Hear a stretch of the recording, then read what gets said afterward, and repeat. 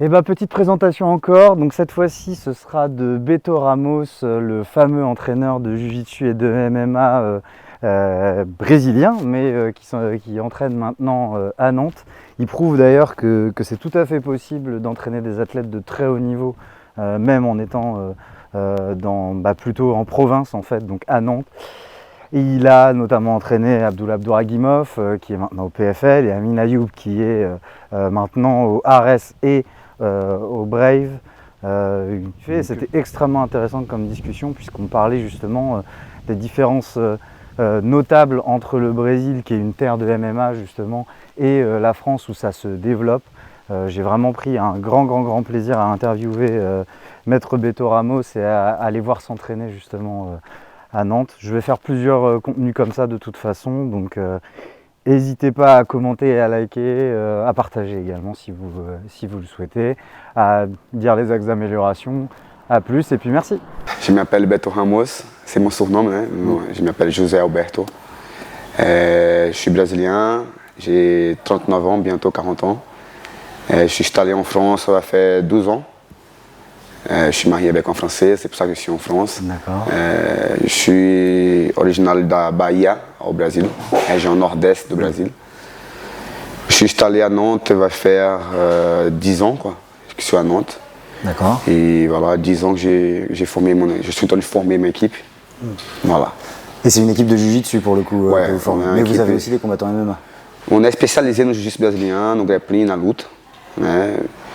E nossa spécialité c'est grappling, mais on se prépare, on a des combattants MMA, on a des cours MMA aussi. Mais notre spécialité vraiment c'est solo quoi. On combat en cherchant toujours notre spécialité quoi. D'accord, c'est intéressant. Et quand est-ce que vous avez commencé les arts martiaux et le jiu-jitsu en général? Les arts martiaux, j'ai commencé parce qu'au Brésil c'était une des formes de como tu grandir dans le quartier, un peu chaud, né? Les parents, voilà, na favela. Une des choses de maîtriser l'enfant, de occuper l'enfant, c'est mettre dans le sport quoi. Donc j'ai commencé le foot, comme todo mundo brasileiro, praticamente todo brasileiro, né? Le premier sport c'est le foot. Puis j'ai commencé le judo à 5 ans, j'ai fait un peu de capoeira, j'ai fait aussi full contact. Et après o jiu-jitsu brasileiro j'ai connu quand j'avais 12, 13 ans. Je connais à 11, mais j'ai commencé réellement à pratiquer à 13. Et on est là, on n'a jamais lâché, on est là. Et pourquoi vous êtes tombé amoureux du sport, le jiu-jitsu? C'est quoi qui vous a poussé vers ce sport-là? C'est la technique, quoi. De un peu léger, pouvoir maîtriser un peu lourd. De un peu petit, pouvoir maîtriser un peu fort, un peu grand. Donc, ce qui me fascinait dans ce sport, c'est ça, quoi. Ça forme une technique de pouvoir maîtriser un peu plus fort que toi, quoi. Parce que vous êtes un peu petit aussi ouais. Parce que comme j'ai découvert, j'ai déjà connu l'autre sport, né? Comme le judo, comme le full contact, comme le capoeira. Quando tu n'as pas cette sensation de pouvoir maîtriser une personne plus lourde que toi, ou plus physique que toi, que le jiu-jitsu brasileiro te donne, quoi. Então, je pense que o que me fait tomber réellement amoureux, c'est ça, quoi. Arte leve. Ouais, arte suave. Je comprends. Et donc ensuite, vous vous êtes entraîné exclusivement à Bahia ou dans une succursale justement de Della Riva? Oui, je ne suis pas élève direct du Mestre Della Riva. J'ai fait part de l'école Della Riva depuis que je suis ceinture bleue. Mais j'ai toujours m'entraîné à Bahia. Là-bas, o mestre avait une personne qui représentait lui, à la capitale de la Bahia, Salvador. Et c'est là que j'ai vu l'opportunité de connaître le Mestre Della Riva, de représenter l'école du Mestre Della Riva avec l'autre prof. Okay. Comme j'ai gagné ma ceinture noire, c'est là que j'ai réellement pu représenter lui réellement directement, quoi. D'accord. Donc ensuite, vous êtes allé avec votre ceinture noire à Rio? Non, toujours à Bahia. D'accord. O mestre est venu ici déjà, quoi, mais je n'ai pas allé encore no château do mestre, encore là, no castelo. Je comprends. Et pourquoi vous êtes venu en France, alors justement? C'était quoi qui vous a poussé? J'ai toujours travaillé avec le jiu-jitsu brésilien, au Brésil.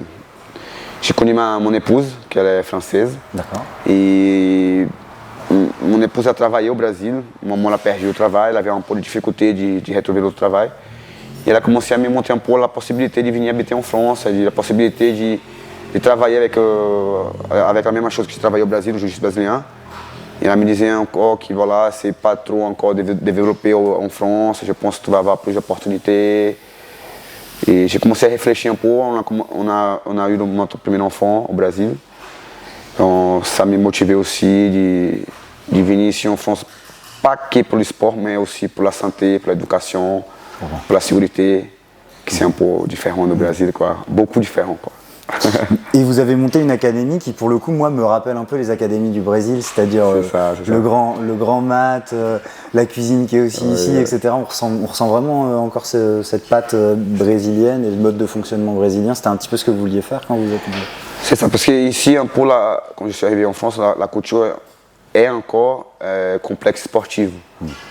J'ai pas réussi à trop m'adapter parce que, comme je voulais mettre les cours comme au Brésil, quoi, tous les jours, matin et soir, les complexes sportifs, non, parce que tu partages l'espace avec les autres sports aussi. C'est ça.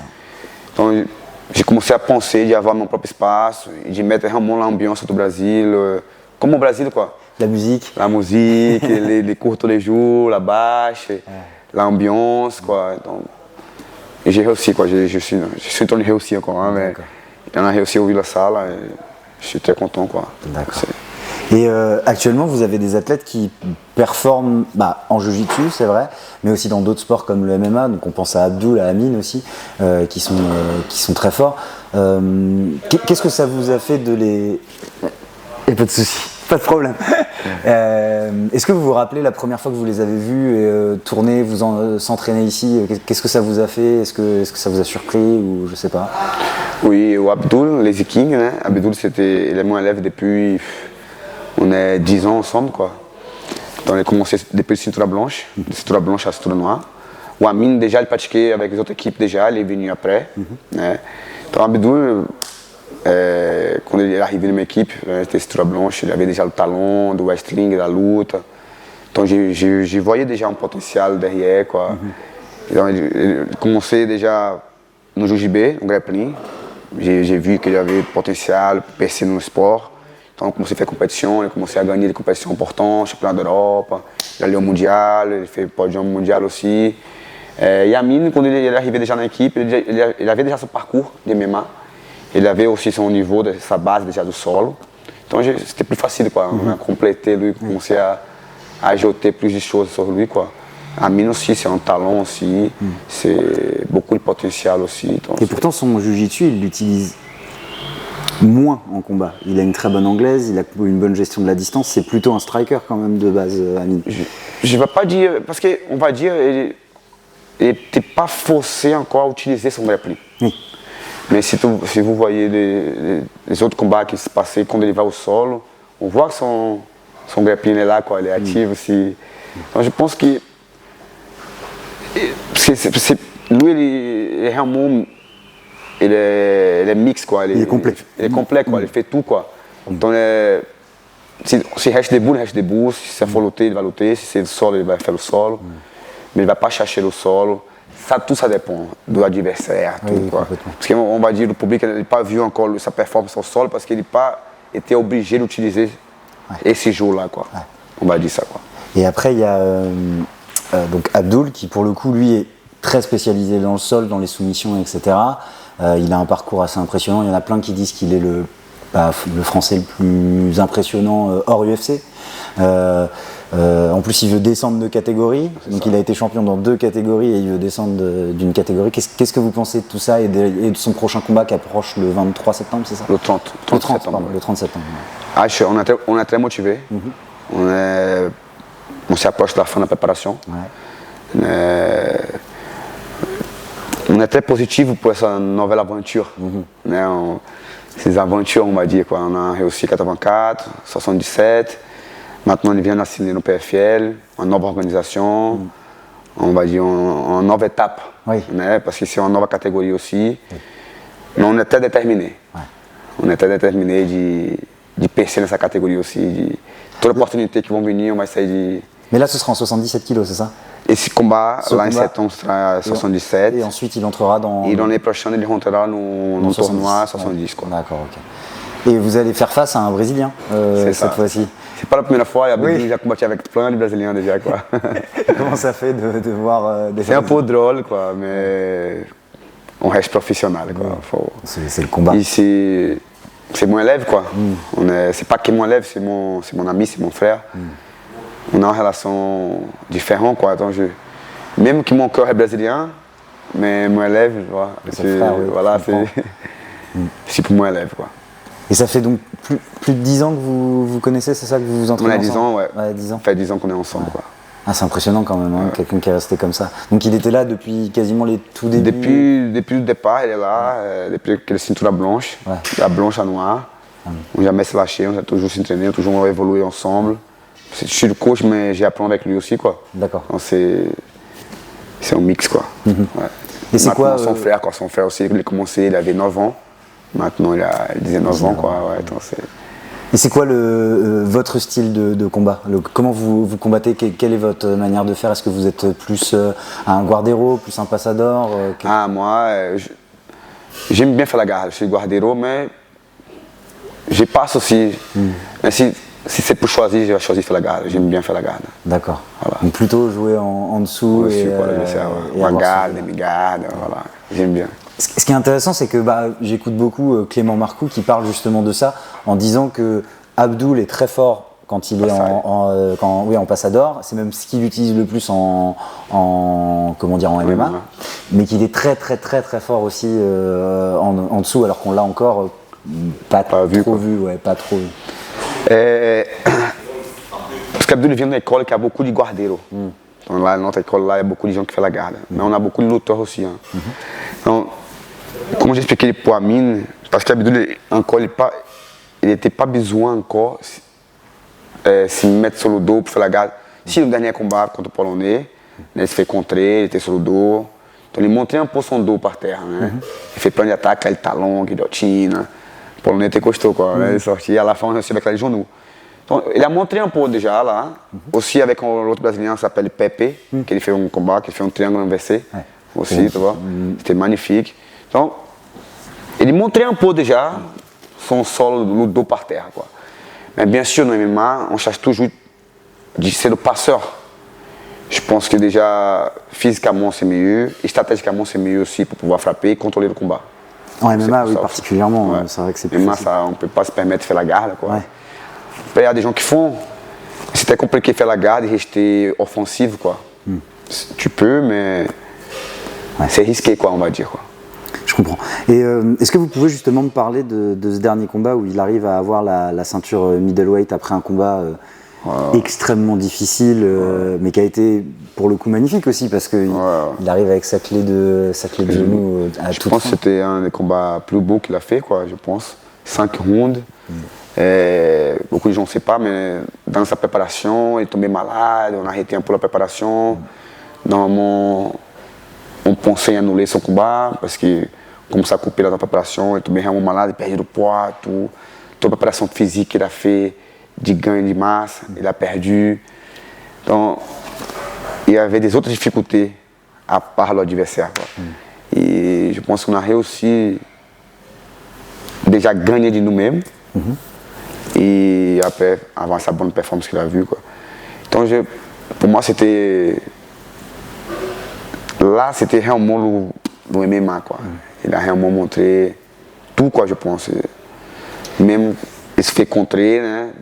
Donc, tout le monde pensait qu'il faisait que passer, né? Donc, il était pratiquement 3 rounds avec dos par terre, avec frappé, donc, blocage de frappe, avancement, attaque de finalisation. Donc, il a montré beaucoup de choses, quoi. Donc, j'ai bien aimé. Mais s'il faut pour choisir, bien sûr, on préfère gagner le combat le premier round, plus vite, quoi, né? Oui, mais c'est bien d'avoir une expérience où le combat est difficile. D'avoir un moment où on fait les 5 rounds, ça. Où on est dans le dur contre un adversaire qui est plus gros, qui était en plus qui était dopé, quoi. Qui était dopé. En fait, il a presque tout coché sur cette tentative. Une catégorie au-dessus, une personne qui était classée bien classée mondialement, quoi. Je sais plus, top 40 mondial, quelque chose, quoi. Top 40 mondial. Et puis il était dopé et en fait il y arrive quand même, quoi. Avec une clé un peu sortie de nulle part, clé de genou assez clé de genou à la dernière minute, dernière seconde, quoi. 30 secondes, c'était beau.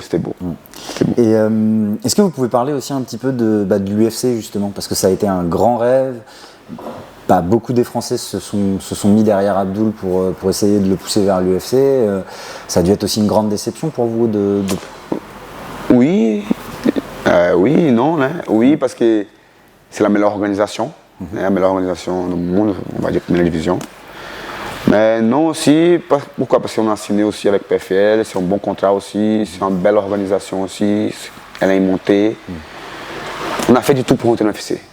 Je pense qu'en termes de résultats, de visibilité, on a fait tout, on a tout montré. Donc même nous, on ne comprend pas pourquoi. Voilà, on était un peu déçus, oui, mais c'était vite fait ces déçus là. On est déjà debout, prêt à attaquer les autres objectifs, quoi. Ouais. Donc là justement c'est la nouvelle organisation qui monte en ce moment, c'est le PFL. Cédric Doumbé, forcément on est obligé quasiment d'en parler. En plus c'est une organisation qui est pleine de promesses parce qu'elle parle de racheter le Bellator, elle fait quand même de plus en plus de bruit. Donc ça peut être aussi une belle opportunité de gagner 1 million dans le tournoi. Et peut-être, pourquoi pas, après avoir gagné le premier million, peut-être, ou le deuxième peut-être, aller à l'UFC ensuite. Ça, on ne sait jamais le futur. Hein. Oui, c'est pas fermé. Déjà, on est focalisé dans le présent, de réussir notre objectif qui est de gagner ce combat déjà en septembre, né? Là, à la fin du mois. Et après, on va focaliser pour 1 million. Et après, on verra. Si on arrive, j'espère, né, qu'on va réussir, gagner ces 1 million. Et après, on verra quelles opportunités vont s'ouvrir, quoi. Je ne sais pas si vous connaissez, mais dans la catégorie des 66 kilos, la catégorie d'en dessous du PFL, l'un de ceux qui va combattre là pour le million, il s'appelle Gabriel Braga. Son père c'est Diego Braga qui est aussi un élève de De La Riva en fait. Il a fait aussi pas mal de voilà. Et donc en fait il combat pour la ceinture. Je me suis entraîné avec Gabriel pendant que j'étais au Brésil. Intéressant. Et, cool, et il vient aussi il s'entraînait avec la Minotauro, donc la team Minotauro qui était liée donc à De La Riva. Et c'est lui qui a donné la ceinture à Diego Braga, le papa de Gabriel qui combat pour la ceinture. Donc c'est peut-être aussi J'espère qu'on va se croiser là-bas. Oui, c'est ça. Je pense c'est avec grand plaisir. Ce sera une belle expérience. C'est quoi les différences que vous voyez entre la France et le Brésil dans les arts martiaux, dans la manière de pratiquer les arts martiaux? Au Brésil, les pratiquants, on va dire, ils pratiquent ça avec un sport d'opportunité de vie, de pouvoir changer sa vie financièrement. Então ils vont se tourner avec une envie vraiment de changer sa vie financièrement, quoi. Então ils prennent ça comme opportunité de vie. Ici en France, il y a des gens comme ça aussi. Mais on a la culture encore comme loisir. Donc je pense que c'est ça la différence encore. La balance est un peu comme ça encore, quoi. L'amateur ici. Encore, mais c'est en train de monter, c'est en train de changer, quoi. C'est en train de changer déjà. Il y a beaucoup de salles privées déjà. Parce que quand je suis arrivé ici, c'était que complexe sportif, beaucoup. Qu'à Paris, qui avait déjà une petite salle privée, quoi. Mais pas beaucoup. Et maintenant, ça commence à changer. Donc déjà, si ça change déjà ça, automatiquement, ça va changer des autres choses, quoi. Le niveau va monter aussi peut-être. Bah oui, le niveau est en train de monter déjà. Mais là, les Français toujours, il y avait déjà un peu réseau, ils disant qu'ils sont bons de paye-point. Ils ont bon paye-point les Français. Donc, nous sommes arrivés. Donc, c'est en train de monter, quoi. Donc, je pense dans le circuit do MMA mondial, il y a toujours eu un Français, toujours avait, tu vois, même au UFC avant Cyril, il y avait des Français qui étaient là, Sheik Congo, Diabaté. Donc les mecs, ils étaient là déjà dans le circuit, quoi. Mais comme en France c'était interdit, ça parlait pas. Donc les jeunes pratiquants, ils ne voyaient pas quoi, ce qui se passait dehors de la France, quoi. Je comprends. Donc je pense que ça a retardé un peu l'évolution du sport en France, quoi. D'accord. Mais qui maintenant c'est en train de s'y attraper, quoi. Et là maintenant, il y a eu l'UFC donc la semaine dernière. On se rend compte aussi que maintenant il y a 13 Français à l'UFC, ce qui est une première. L'évolution, quoi. Oui, c'est ça j'ai dit, quoi. Ils étaient 4, ne serait-ce qu'il y a 2 ans, quelque chose comme ça, 2 ans et demi. Ils étaient 4 et maintenant ils sont 13. L'UFC deuxième fois en France. Complètement. Et ça parle d'un réseau qu'ils voulaient faire un lot, éventuellement, pas qu'une fois, ouais. Un numéroté cette fois. Donc c'est l'évolution, quoi. C'est en train d'évoluer. Et ça dit que pour les jeunes pratiquants, pour les talents qui sont en train de venir, c'est des portes qui sont en train de s'ouvrir, quoi. Ils vont trouver plus de facilité que les anciens, quoi. Ouais. Après, de ce que j'observe aussi, il y a un côté qu'on voit aussi un peu au Brésil, c'est que c'est beaucoup les grandes villes qui forment les athlètes. Ça va être Paris, ici, Marseille un tout petit peu, Lyon dans une certaine mesure, mais aussi Nantes justement. Et comment ça fait de réussir à former des gens dans une ville qui n'est pas non plus connue pour être particulièrement douée en pied-point ou même en jiu-jitsu, etc. En fait, c'est vous qui l'avez mis sur la carte. Moi, je pense que les talents, ça existe partout. Après, pour ce talent continuer à évoluer, il faut aller pour une structure qui permette lui d'évoluer. Donc je pense que c'est ça. Les grosses villes, ils ont encore et ça avance en relation aux petites villes. Pas trop en France, hein, parce qu'en France, il y a des complexes sportifs, né, avec une grosse structure. Mais maintenant, c'est le privé qui fait, parce que le privé qui a les cours tous les jours, né, qui permettent d'avoir cette évolution de entraînement. Donc moi, je pense que c'est encore la structure. Donc automatiquement, les grosses villes ont la structure, automatiquement, les gros coachs vont dans cette structure, qui a la possibilité de gagner un salaire, de faire de monnaie, quoi. Donc je pense que c'est ça, quoi, que la grosse ville, elles sont en avance pour la structure, pas que physique, mais financière. Ah, c'est intéressant. Donc vous pensez que le haut niveau, c'est d'abord une structure qui puisse accueillir le haut niveau, c'est-à-dire Le talent, on peut trouver partout, même ici, la Chapelle, qualquer petite ville, tu peux trouver ce talent-là.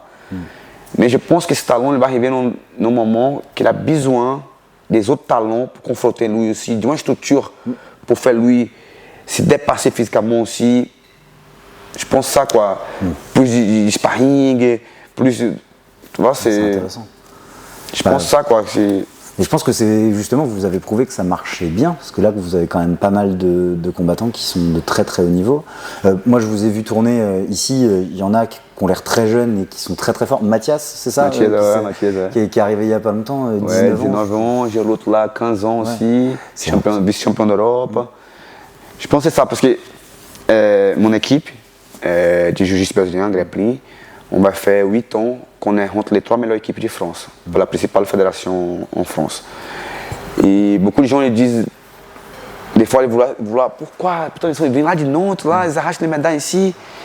Mais les gens ne voient pas, c'est les cherchent un peu de voir comment on fait pour réussir les médailles, arriver dans la compétition et avoir un niveau pour aller dans la compétition. Ici on s'entraîne tous les jours, matin et soir. Août, je ne ferme pas ma salle. Ouais. On s'entraîne août aussi, parce que la culture française ici, août, on ferme la salle, on va profiter des vacances. C'est normal, l'été, le soleil, 3 mois, 4 mois de soleil, il faut profiter, quoi.